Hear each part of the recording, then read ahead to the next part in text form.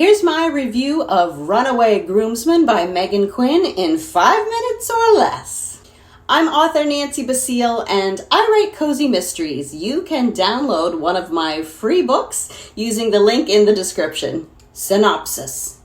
Hollywood screenwriter Sawyer Walsh knows a good love story when he sees it, but when it comes to real-life romance, he's a mess.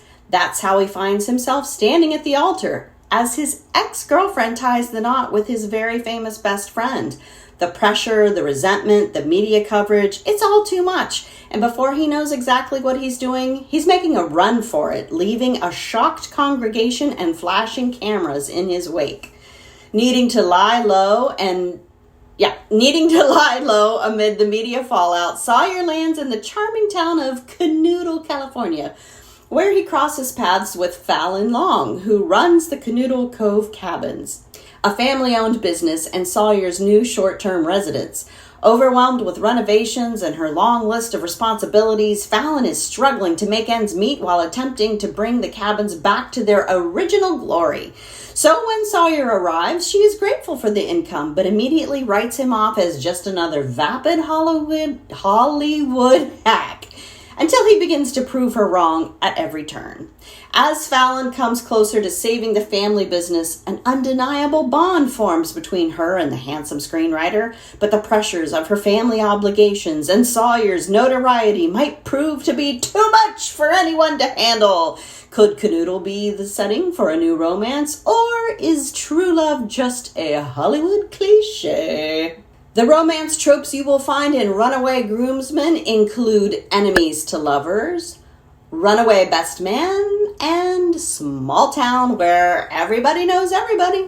My story rating for Runaway Groomsman is just one more chapter. I love Meghan Quinn. I even have a playlist of Meghan Quinn videos, of book reviews, because I love her so much. But Runaway Groomsman was definitely not my favorite Meghan Quinn book. I just felt like there was a huge lag in the beginning of the book, but once it got going, then I was finally hooked. Banter rating for Runaway Groomsman, I give Banter level for Runaway Groomsman is definitely hit streaming comedy, because although it took a while for the story to get going, the dialogue was sharp, funny, snappy, wonderful.